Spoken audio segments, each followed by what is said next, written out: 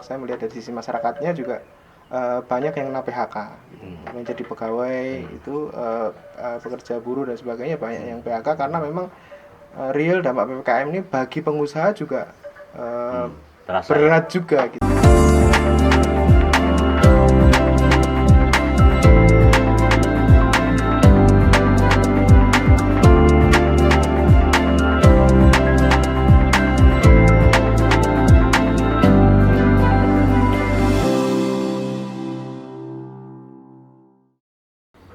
Assalamualaikum warahmatullahi wabarakatuh. Sobat, jumpa lagi dengan saya Nur Hidayat Sardini. Tentu dalam Gazebo NHS kali ini saya kedatangan tamu aktivis muda yang lama berkecimpung di sektor-sektor kemasyarakatan. Saya akan sapa Widi Nugroho. Apa kabar, Mas? Alhamdulillah sehat, Mas. Apa kegiatan sehari-hari sekarang? Masih di kantor Patiro Semarang LSM. Ya kesana kemari. Patiro apa singkatannya? Nggih, Pusat Telaah Informasi Regional. Pusat Telaah Informasi Regional. Ya. Itu bergerak di bidang apa? Kalau Nggih. boleh tahu. Isunya ya. Jadi Patiro concern di tiga isu utama, yaitu adalah advokasi kebijakan publik, kemudian di pemberdayaan masyarakat, fasilitasi masyarakat untuk bisa menyampaikan ya apa yang menjadi kritik dan saran dan perubahan kebijakan. Yang ketiga adalah bridging, memfasilitasi Pak NS antara pengambil keputusan yaitu pemerintah dan masyarakat untuk bisa membuat keputusan adanya perubahan kebijakan yang sesuai di masyarakat. Yang pertama tadi soal advokasi ya. Kebijakan, advokasi kebijakan apa aja yang sudah pernah dilakukan oleh Patiro misalnya? Iya, di isu terus berkembang ya Pak NS ya di kami sesuai dengan potret di dalam kebijakan yang saat ini ya kami sangat concern di pemberdayaan kelompok rentan, keterbukaan informasi, kemudian di isu yang lain ada reformasi birokrasi dan pelayanan publik. Apa yang kalau Mas Widi lihat ya di soal-soal isu-isu yang paling penting dan menarik di Semarang ini dari sisi yang sudah Patiro Semarang kerjakan apa? Ya, saat ini ya terkait dengan kondisi COVID-19 ya, bagaimana potret masyarakat terdampak terhadap pandemi ini gitu ya, terutama di teman-teman kelompok rentan ya. Kelompok rentan ini yang kita lihat di kelompok perempuan, ada difabel, kemudian kebutuhan khusus, kemudian anak-anak dan yang lain yang kemudian sangat terdampak Pak NHS terhadap kondisi pandemi ini. Yang lain adalah terkait dengan perkembangan reformasi birokrasi dengan teknologi informasi Pak NHS.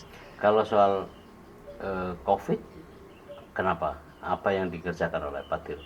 Ya. Oleh Mas Widi? Ya, kami ada kegiatan untuk pemberdayaan kelompok perempuan dalam upaya untuk perencanaan penganggaran Pak NHS biasa.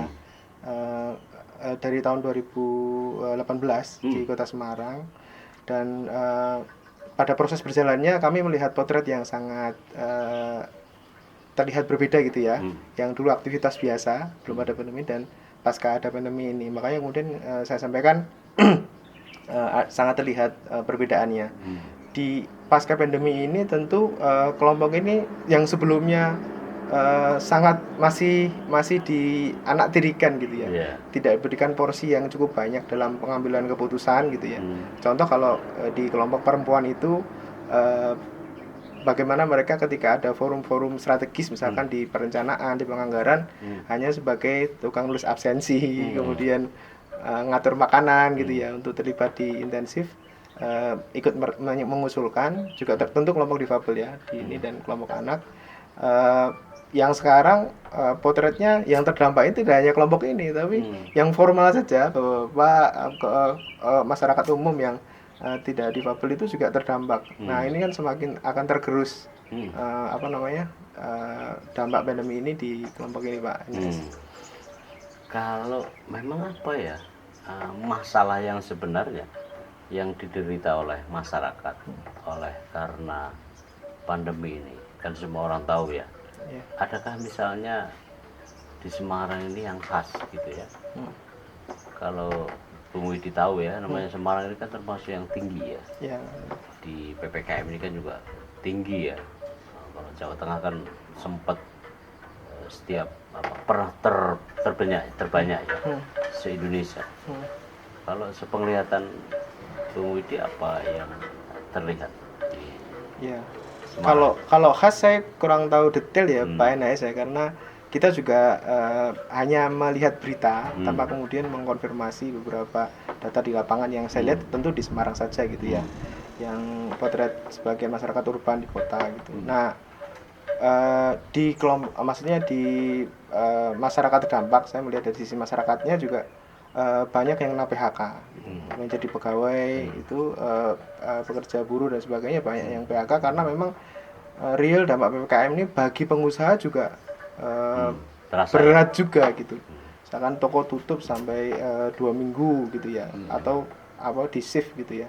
Yang kemudian tentu pemasukan juga berkurang. Apalagi masyarakat juga tidak keluar untuk belanja. Kalau sekarang kita nyaman ya online shop aja kan untuk mengamankan diri di kondisi kemarin peak saya bilang dalam COVID itu. Nah, di masyarakat kalau di buruh seperti itu ya, saya lihat di beberapa lingkungan dan teman-teman. Kalau di sisi pedagang juga saya melihatnya agak ngeri juga ya Pak Enes, maksudnya mereka itu sekarang dalam kondisi nekat gitu ya. Nekat itu PPKM gitu ya, tetap jualan karena terdesak oleh kebutuhan yang harus memang berjualan gitu ya. Tapi di satu sisi memang ada pembatasan-pembatasan dari kebijakan pemerintah itu yang kemudian tentu pendapatan juga akan berkurang. Mereka buka misalkan di yang kita lihat misalkan yang saya lihat potret tanggal di sore gitu ya. Yang pembatasan kemarin jam 8 harus tutup, kalau tidak tutup ditutup gitu ya. Nah, ini menjadi itu kantong orang masih jualan masih ada sekarang ini. Sekarang di Semarang. Ya saya lihat sudah agak longgar gitu ya, maksudnya tidak ada penertiban yang se ekstrim PPKM awal gitu ya. PPKM darurat yang awal itu sebulan yang lalu ya.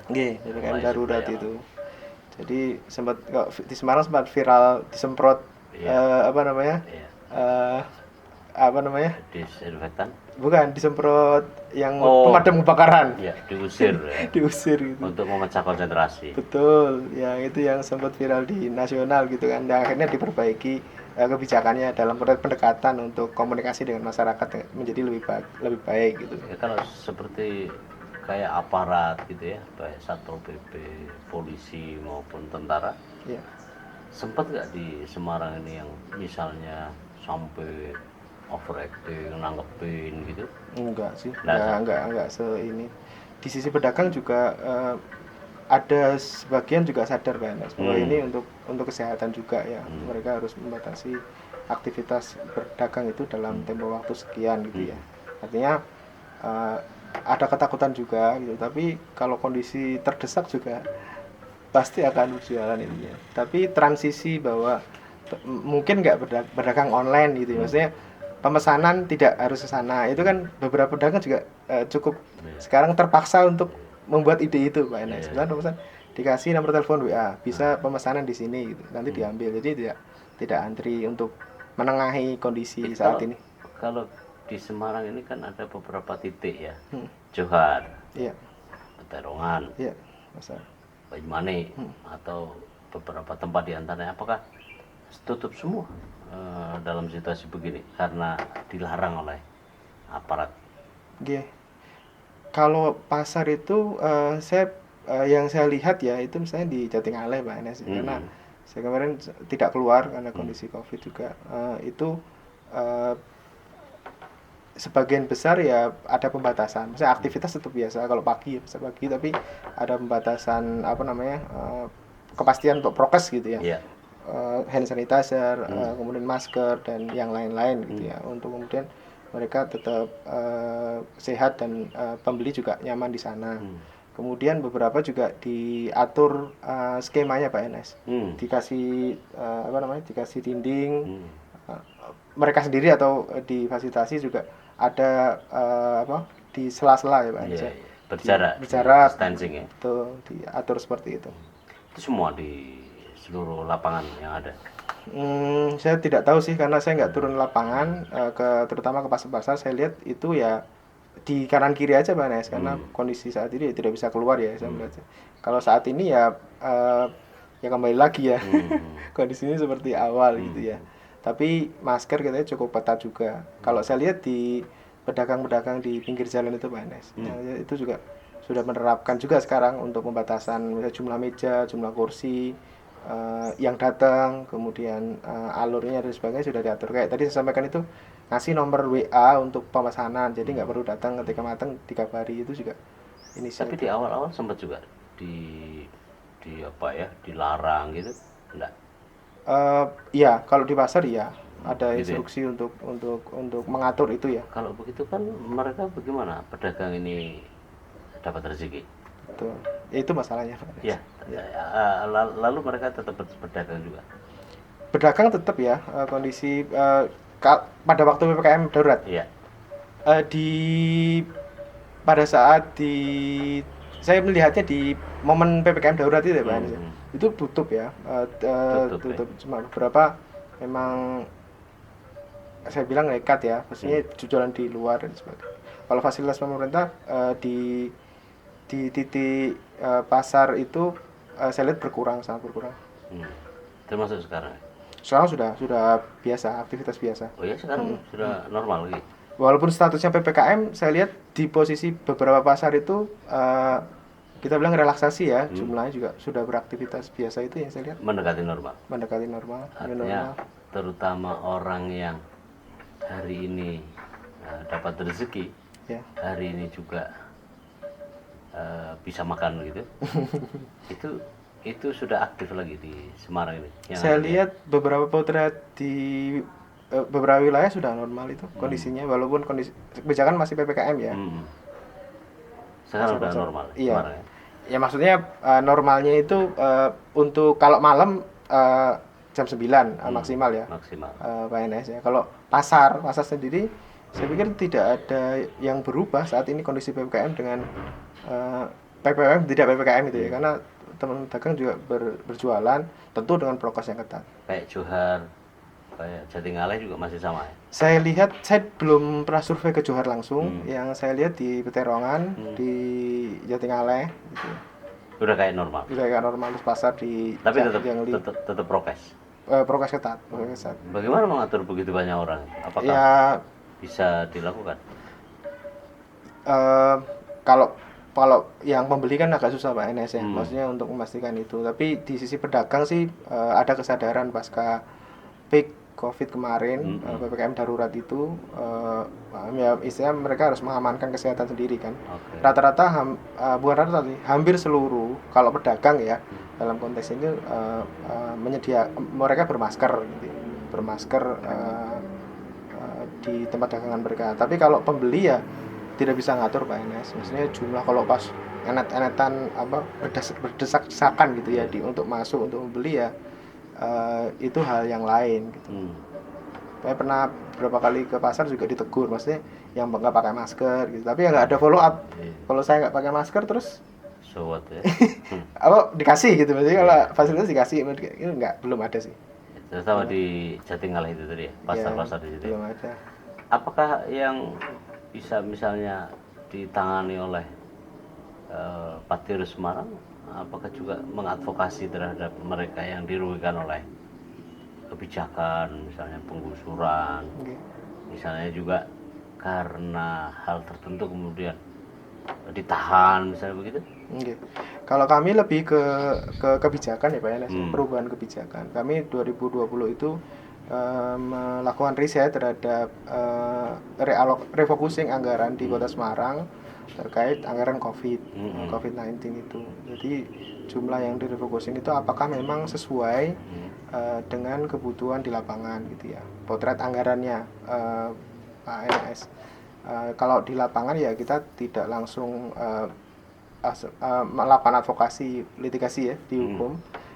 Karena kami juga tidak punya lawyer gitu ya, dan memang pendekatan kami banyak di sisi perubahan kebijakan juga dalam konteks kebutuhan masyarakat, artinya apa yang disuarakan masyarakat itu benar-benar sampai gitu ya Tepat sasaran. tepat sasaran di pemerintah. Nah, di tahun 2020 itu kami riset di 5 kabupaten kota Pak NS, di Kota Pekalongan, di Kota Semarang, di Banyumas, di Kabupaten Banyumas, kemudian di Kabupaten Boyolali dan di Pemprov Jateng. Apa hasilnya dari itu? Oke. Di 4 daerah ini mayoritas masih banyak anggaran yang itu tidak sesuai dengan kebutuhan ya. Misalkan di refocusing itu, anggaran refocusing itu masih ada anggaran untuk bangunan jalan misalnya. Kan nggak ada koneksi langsung. Ya, nggak ada relevansinya. Di salah satu dinas. Pos anggaran kan memang untuk COVID, Jelas. tapi digunakan untuk infrastruktur. Oke. Kemudian masih ada juga belanja-belanja modal untuk untuk kebutuhan infrastruktur ya. Kemudian kebutuhan untuk alat-alat kesehatan yang saat itu sedang naik itu juga masih kecil porsinya gitu ya. Penyerapannya. Kuota. Refocusingnya untuk pembangunan itu pengalokasiannya. Tempat isolasi, kemudian tempat rehabilitasi ya, untuk kesehatan. Tapi itu tahun berapa itu? 2020 kemarin. Oh iya, tapi udah lewat. Barangkali kan sudah berubah lagi juga. Iya, di tahun ini mau ada refocusing. Ada lagi mau. Itu apa yang bisa dideteksi dari apa yang diteliti Anda itu tepat sasaran kah misalnya begitu ya, anggaran yang ada itu, peruntukannya juga bagaimana, lalu jumlahnya apakah sesuai dengan nilai yang ada di anggaran gitu ya, atau bagaimana dari ukuran Patiru itu? Riset itu ya. Pada saat itu kami mendalami terkait dengan dokumen anggaran PNS dan jumlah ya. Di 4 kabupaten kota tadi. Di 4 kabupaten kota itu. Dari alokasi anggaran itu, misalkan di rincian anggaran di DPA itu, apakah kemudian memang diperuntukkan ke sana atau tidak gitu ya. Kebanyakan? Ya mayoritas. Jadi kesimpulannya adalah dana refocusing itu masih kecil untuk alokasi COVID. Jadi tidak banyak perubahan di 4 daerah ini. Kota Semarang, di Kota Pekalongan, di Kabupaten Boyolali, dan di Banyumas, termasuk di provinsi sangat kecil.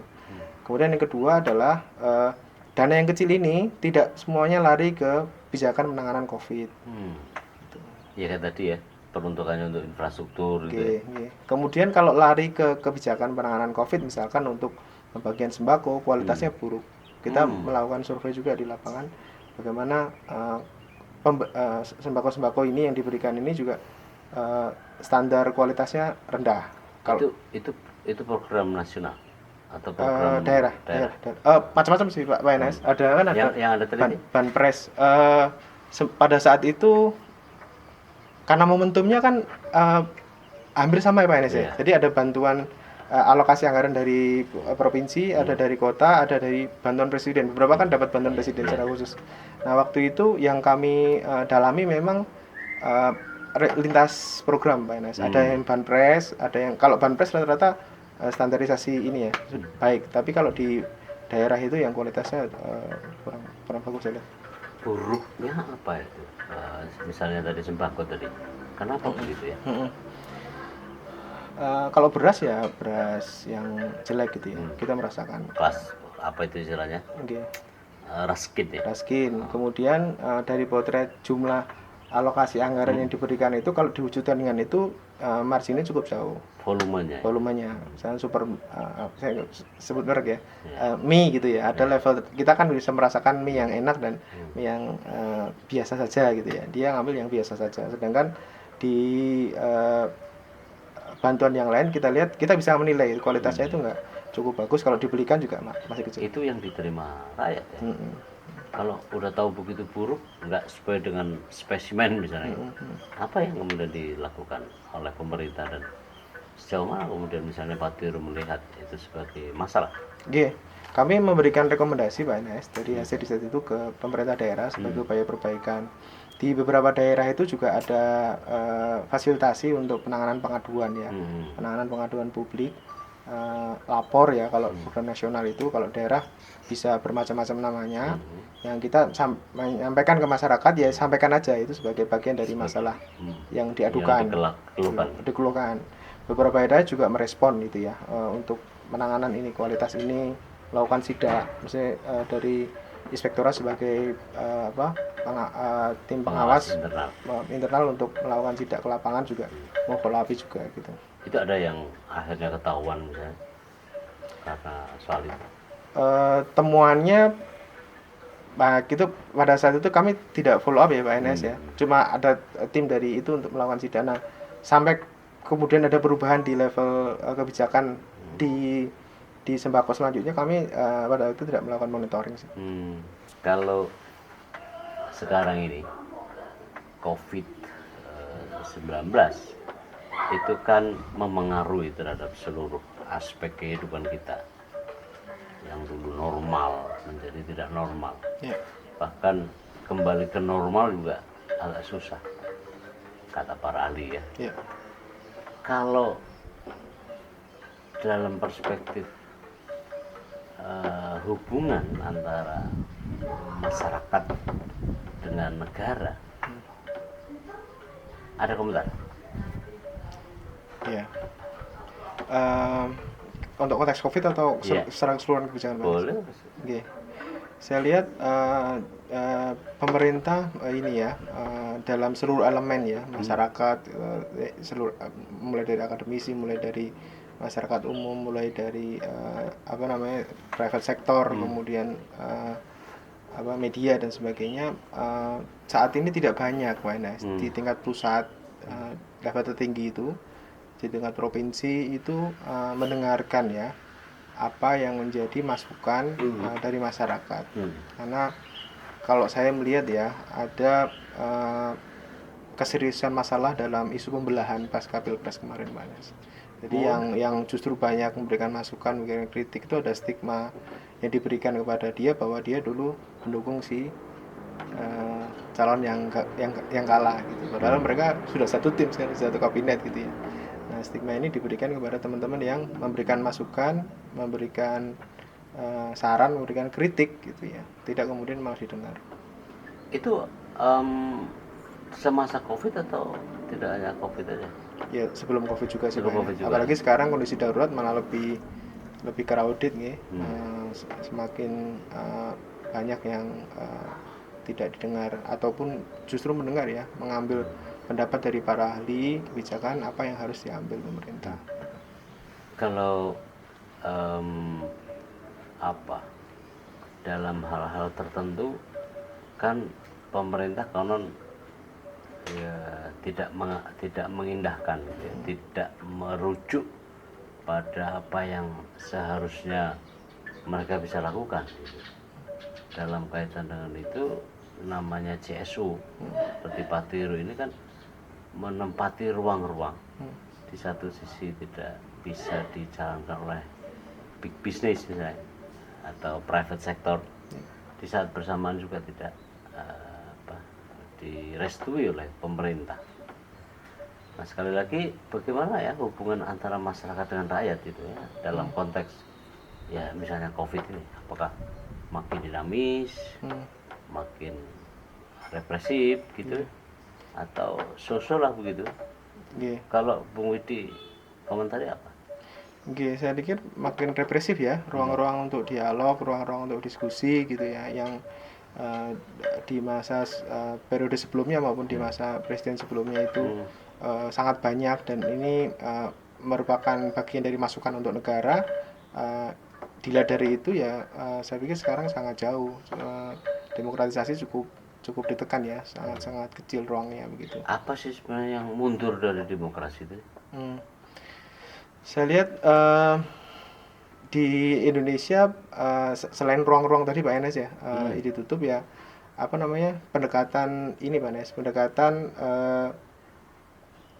pengelolaan ini ya, seluruh aktor yang ada di negara ini untuk dilibatkan itu. Jadi eh, kita memahami bahwa tidak bisa sepenuhnya negara itu melihat bahwa mereka bisa membangun itu visioner dengan apa yang direncanakan sendiri. Harus dipotret dalam sisi masyarakat gitu ya. Sesuai dengan kepentingan masyarakat. Sesuai dengan kepentingan masyarakat. Misalkan kecenderungan pemerintah sekarang seperti itu. Iya, sangat terlihat sekali banyak kasus-kasus sebenarnya di pembangunan itu pendekatannya sangat represif ya. Pembangunan yang sekarang menjadi proyek strategis nasional itu masukan-masukan hampir tidak digubris, kecil sekali untuk dimasukkan, diberikan masukan, apalagi prinsip harus jalan gitu. Itu ya menjadi pendekatannya susah untuk model itu cenderung udah dibuang orang ya. Betul, padahal dampak lingkungannya sangat besar Pak. Udah begitu apa yang dilakukan pemerintah dong kalau mereka menolak tidak ya? Sebagian besar menolak ya. Sebagian lain kan tidak. Apa kalau begitu sebaiknya apa yang dilakukan oleh pemerintah dalam soal ini? Saya pikir ini ya, kita menyadari bahwa pembangunan infrastruktur itu menjadi kebutuhan saat ini ya. Kita melihat akses sekarang tol dari Merak sampai di Banyuwangi sudah terakses, kita nyaman. Artinya pembangunan ini sebenarnya dalam konteks masyarakat bermanfaat gitu ya. Tapi dalam dampak yang lain kan ini tidak dilihat oleh pemerintah Pak Enas. Dalam sisi dampak ekonomi, kemudian dampak lingkungan yang dipotret, kemudian dalam sisi kebijakan gitu ya. Perencanaan itu apakah kemudian sesuai dengan prosedur kebijakan, direncanakan, dianggarkan, kebijakannya dibuka oleh publik, silakan memberikan masukan, kemudian kalau apa yang minus dari kebijakan ini dikonsultasikan, kemudian baru dibangun, dialokasikan anggaran, kan begitu ya. Nah saat ini ya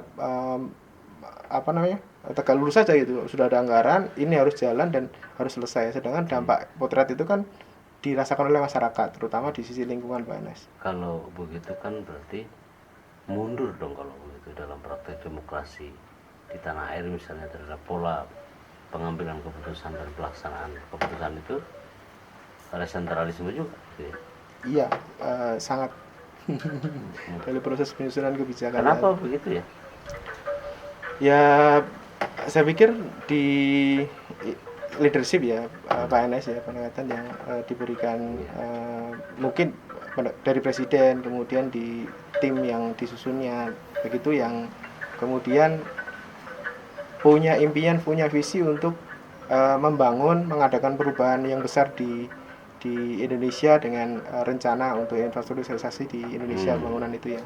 Tapi itu tidak diimbangi dengan pola untuk berkomunikasi dengan publik, masyarakat yang terdampak, terutama ya Pak Enes ya, tentu dengan publik secara umum.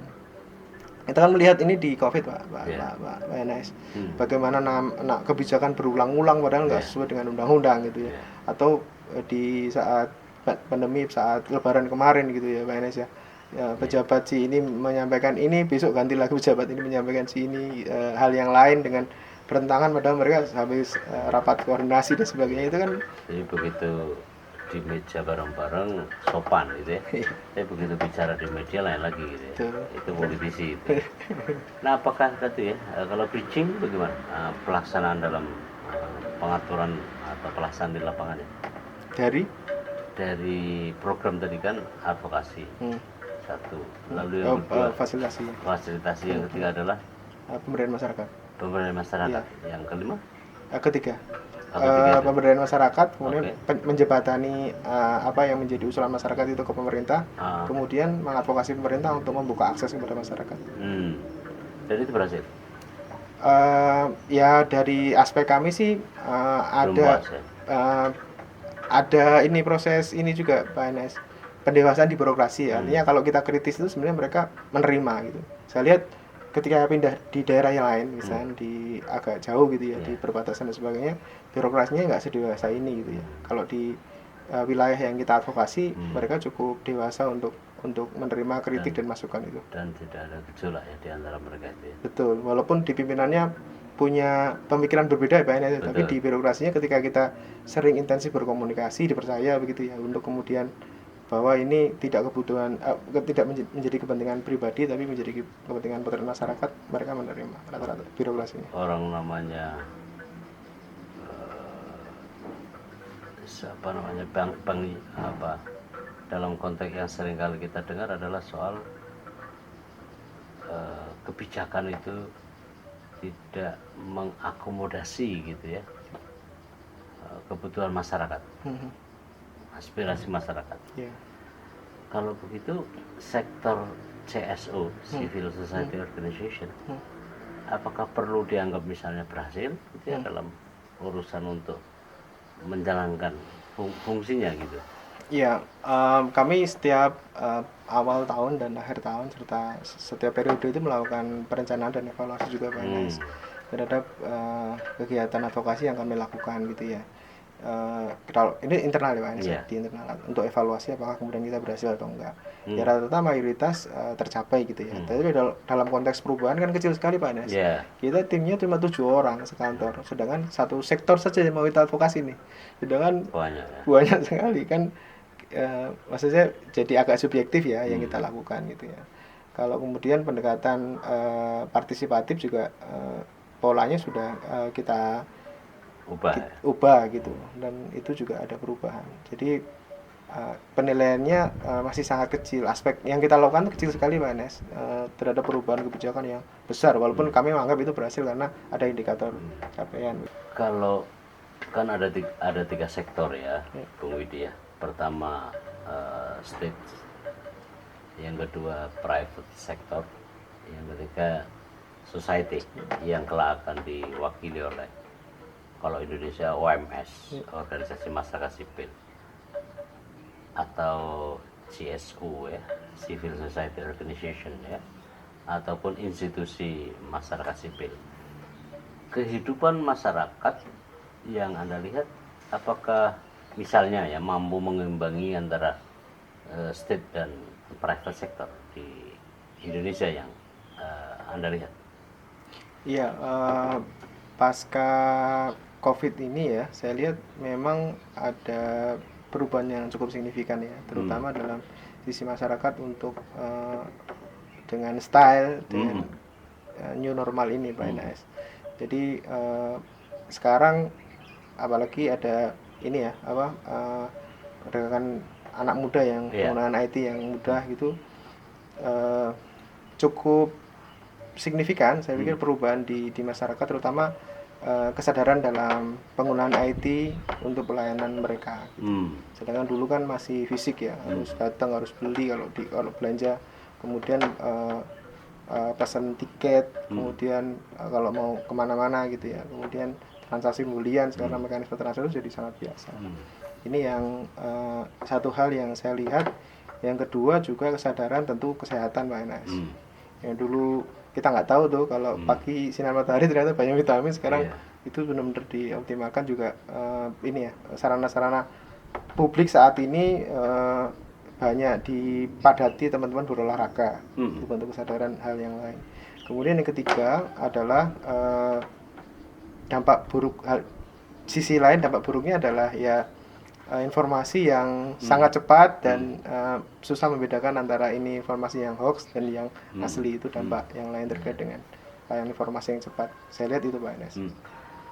Ya, artinya apakah masyarakat di era pandemi ini berdaya dalam tinjauan Anda sebagai aktivis masyarakat? Saat ini ya terdampak besar terhadap kondisi pandemi COVID ini Pak Enes tentu. Tapi masyarakat itu kan secara alamiah sebenarnya berproses ya, karena mereka memenuhi kebutuhan ini secara pribadi dan memang harus hidup gitu ya sendiri gitu. Jadi mereka saat ini sedang berproses untuk kemudian menghadapi new normal pasca COVID-19 gitu. Dan saat ini ya tentu tidak berdaya, dampak besar. Tapi ke depan saya cukup yakin akan ada kondisi mereka akan istilahnya mengakselerasi pemenuhan kebutuhan menjadi lebih nyaman, lebih cepat. Apakah akhirnya mampu ya kan untuk bisa mengimbangi kekuatan negara? Paling akan harus berdaya menurut diri sendiri. Nah, sejauh mana itu sudah tercapai? Ya kalau potret untuk mengimbangi ini ya policy dari negara, saya pikir ya ini menjadi masalah Pak Enes, baik sebelum COVID maupun pasca COVID ini, karena memang pertama dalam sisi masyarakat itu secara umum ya, itu bukan CSO ya, masyarakat umum itu adalah sangat minim kebijakan pemerintah Pak Enes. Regulasi pembacaannya, kalau saya punya peraturan terkait dengan PPKM di Kota Semarang, belum tentu saya bisa baca loh Pak Enes. Maksudnya itu implementasinya kayak apa, di ini kayak apa, itu menjadi masalah sendiri. Artinya memahami, harusnya begini, pemerintah itu kan setelah ada kebijakan memformatkan kebijakan itu untuk mudah dibaca masyarakat. Kalau sekarang infografis kayak gitu ya. Oh, begini toh ternyata PPKM itu mekanisme dan sebagainya gitu ya. Nah, itu yang menjadi masalah pemerintah. Artinya masyarakat itu tidak akan mungkin mengimbangi pemerintah kalau kemudian akses informasi itu tidak dibuka dengan nyaman oleh masyarakat. Yang selama ini belum, dari dulu belum itu. Dan memang kita paksa pun dengan undang-undang keterbukaan informasi publik juga mereka masih belum mau terbuka sepenuhnya. Kan fungsi yang paling ideal formasi yang paling ideal antara ketiganya itu kan saling mengimbangi, terutama antara sektor masyarakat dengan sektor negara. Kan kalau saya lihat ini ya, masyarakat tampaknya bisa hidup juga tanpa sentuhan fasilitasi negara, gitu. Kadang-kadang malah kemudian negara yang mengganggu terhadap kehidupan mereka, ya kan? Iya, betul. COVID-19 kasus yang menegaskan bahwa masyarakat itu sebenarnya lepas dari kadang-kadang kita jengkel ketidakdisiplinan tertentu, tapi kan tetap hidup. Saya itu bangga sekali dengan masyarakat kita yang sebutlah sebagian segmen masyarakat kita yang hari ini makan karena hari itu juga dia bisa dapatkan uang, ya kan? Padahal diuber-uber itu sama aparat, dibatasi ruang geraknya. Saya tidak menempatkan ini PNS atau ASN ya, tetapi masyarakat yang betul-betul hari itu dapat rezeki, hari itu juga bisa belanja untuk makan, nyatanya hidup. Padahal negara sama sekali tidak menyentuh dia, alih-alih menyentuh kebijakan dalam keseharian. Orang namanya darurat kebencanaan kan harusnya juga dikasih makan. Undang-undang karantina kesehatan, nyatanya kan enggak. Apakah ini semacam warning gitu ya, bahwa masyarakat itu tanpa negara juga bisa? Ya, pertanyaan yang menarik ya. Gimana, Mas Widi? Saya melihat potretnya persis seperti Pak Enes ya. Jadi kehidupan pola itu tidak dibentuk oleh negara gitu. Kita lihat di terutama di Eropa gitu ya. Misalnya terkait dengan tata ruang itu sangat ketat dikelola gitu ya. Bagaimana kemudian tidak boleh bangun dan sebagainya gitu. Dan artinya negara itu benar-benar hadir. Tapi ketika ada persoalan kesehatan, ada persoalan pendidikan, itu gratis difasilitasi semuanya. Sampai kemudian tidak ada kekhususan gitu ya di siap. Sedangkan saya lihat di Indonesia ini ya potretnya kecil sekali gitu ya, sentuhan negara terhadap masyarakat yang kemudian dirasakan. Kalau COVID ini misalnya dana triliunan Pak Enes yang diberikan, misalnya bantuan sembako atau kredit UMKM gitu ya, yang itu memang nyampe semua ke masyarakat? Tidak ada Pak Enes. Yang saya rasakan di masyarakat tuh kalau bertanya ya itu bantuannya, kalau pendaftaran ini mekanisme bagaimana. Kalau saya itu ketika tidak punya izin dan sebagainya, saya apakah bisa mengakses itu, punya surat izin untuk usaha gitu ya. Kemudian kalau tidak bisa mengakses, terus saya harus bagaimana mekanismenya. Potretnya seperti itu gitu ya. Artinya ketika kita bicara berita yang bombastis terkait dana triliunan yang diberikan untuk masyarakat itu pertanyaan simpel, bagaimana saya mendaftarkan untuk mendapatkan itu gitu. Kalau di Jawa Tengah ada paket bantuan itu? Ada. Di Jawa Tengah ada? Saya lihat dari potret riset kemarin memang bantuan itu diberikan diberikan kepada yang well access Pak. perusahaan UMKM yang sudah berizin, padahal berizin itu lebih kecil daripada yang tidak berizin. Iya. Terus negara juga tidak memfasilitasi perizinan untuk mereka supaya segera berizin, ayo gitu ya. Berapa triliun itu kalau di Jawa Tengah? Saya persisnya tidak tahu Pak Nes. Beberapa survei kami di lapangan memang UKM itu ada yang mendapatkan bantuan, misalnya kredit dari Kementerian Koperasi UMKM gitu ya. Mereka mendapatkan juga itu. Dalam rangka COVID ini? Iya, terdampak COVID, memang ada programnya gitu yang diberikan. Tapi ya untuk kalangan tertentu gitu, tidak. Yang terjangkau, yang dapat dijangkau banyak. Maksudnya untuk mendapatkan itu? Iya. Ya itu untuk kalangan tertentu, misalnya yang sudah berizin, kemudian yang dekat dengan pengambilan data, misalkan siapa yang mengambil data ini gitu ya, apakah tingkat kelurahan disetorkan ke dinas koperasi terus ke pusat, atau mekanisme pendataan ini dari potret kebijakan pusat, padahal persoalan data yang menjadi masalah saat ini kan, sesuai dan tidak sesuai. Ya itu yang mekanisme untuk pendaftaran menggunakan perizinan online sih, OSS sekarang, WNS. Tapi kan mereka nggak tahu mekanismenya. Kantor itu kita fasilitasi dulu sehari 15 orang untuk perizinan, karena ada program ya untuk fasilitasi untuk mendaftarkan perizinan. Mereka dapat perizinan secara online di OSS itu. Tapi kan nggak semuanya tahu, bisa ngetik juga kan, itu menjadi persoalan. Dan itu sebagian besar. Sebagian besar. Nah, kalau penerimaan program ya pasti punya izin tuh Pak Nes. Ya, untuk pasti. Ini ya UMKM ya. Dan mereka mayoritas tidak berizin. Usaha ya untuk seperti tadi PNS untuk mencukupi kebutuhan gitu ya. Sedangkan kondisi saat ini dengan pembatasan kan ya butuh bantuan ya, untuk mereka bisa tapi nyatanya mereka juga bertahan hidup ya. Kenapa begitu ya? Ya saya pikir sangat almiah ya, untuk mencukupi kebutuhan pribadi ya, mereka harus tetap berjalan dengan kekuatan mereka Pak Anas, sebenarnya dari segi modal, dari segi fasilitasi dan sebagainya sih, sangat alamiah seperti kita hanya hidup gitu ya. Ya, jadi kan mereka tidak tersentuh bantuan sekalipun, nyatanya juga bisa hidup, ya kan? Iya. Padahal seperti yang Anda sampaikan bahwa mereka tidak berizin, karena untuk memperoleh bantuan itu harus syaratnya bagi sebagian orang ya, mungkin sebagian orang dari mereka itu kan ngejelimet gitu ya. Iya. Tapi nyatanya juga bisa gitu ya.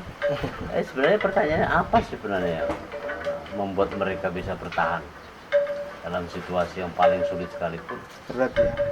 Ya kembali lagi Pak, saya lihat ya karena itu kebutuhan mereka ya, kehidupan mereka yang harus terpenuhi. Jadi mau tidak mau mereka harus memutar ide dan inovasi untuk berdagang itu supaya kemudian tetap datang gitu ya. Kalau tadi saya sempat potretkan mekanisme jual beli menggunakan WA gitu, pemesanan gitu ya. Itu ya saya pikir ide brilian saya pikir ya, untuk kemudian mengurangi dengan mereka tetap berjualan, karena meja kursi kan tidak ada pas mereka gitu ya. Dan lebih cepat pemesanannya gitu ya. Mekanisme sekarang juga beberapa UKM itu sudah transfer Pak NS. Kayak misalnya beberapa langganan itu misalkan kalau butuh di ini rekening saya Pak, nanti jadi tinggal transfer dikirim saja, lebih mudah. Jadi akhirnya itu muncul Pak NS. Yang dulu kan kita harus paksa, ayo buka rekening gitu, ayo buat perizinan. Sekarang mereka harus menyesuaikan dengan kondisi pandemi. Tapi nyatanya juga berhasil. Nyatanya sudah berproses gitu, sudah melakukan itu Pak NS. Jadi transaksi tidak harus ketemu, kemudian mereka juga melakukan pendapatan langsung masuk ke rekening gitu kan. Kalau begitu apa dong yang seharusnya dilakukan oleh pemerintah gitu? Iya, fungsi yang saya lihat paling tepat itu sebenarnya memfasilitasi banyak, bukan mendevelop program. Rata-rata kan sudah merancang program di perencanaan, tapi program itu tidak didiskusikan dengan masyarakat. Kebutuhanmu itu ini enggak sih gitu.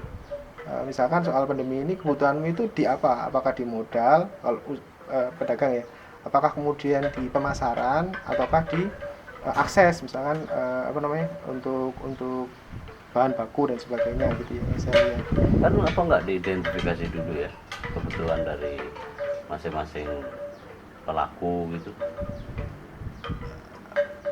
Saya lihat mayoritas birokrasi itu dalam menyusun perencanaan kecil sekali Mas, untuk memotret kebutuhan masyarakat.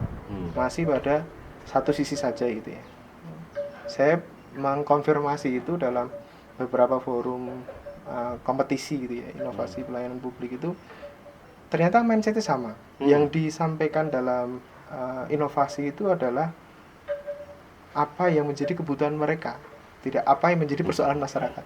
Artinya ini klik gitu ya. Kesibukan internal lah, pemikiran internal lah ya. Betul. Yang menjadi titik berangkat. Ya. Padahal mereka kan bekerja bukan untuk dirinya sendiri. Betul, dibiayai oleh masyarakat. Mereka berada di situ untuk melayani masyarakat. Betul. Sedangkan masyarakat, gambaran Bung Widi adalah ya seperti itu ya. Ya. Lebih banyak tidak tersentuh oleh fasilitas pembangunan, fasilitas pelayanan dalam konteks COVID-19 ini kan.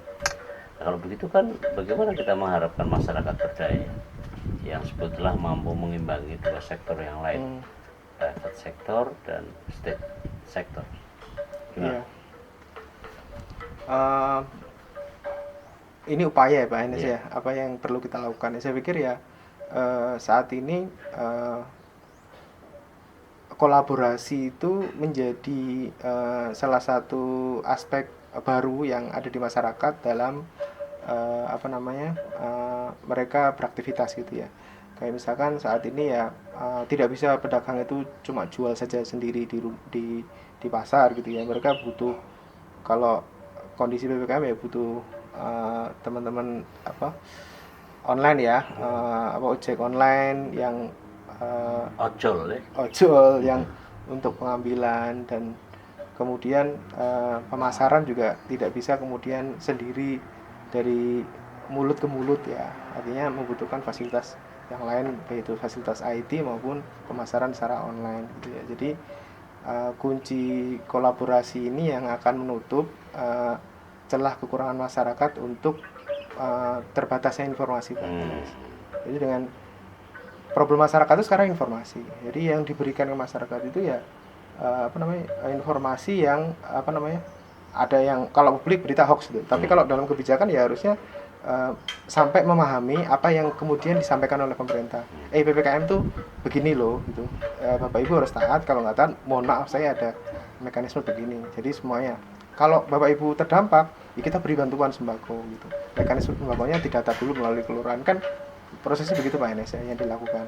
Makanya yang pertama ya dengan kolaborasi ini harapannya ada informasi yang dari sisi pedagang, dari sisi masyarakat ya, mereka akan berjejaring dengan banyak elemen gitu ya.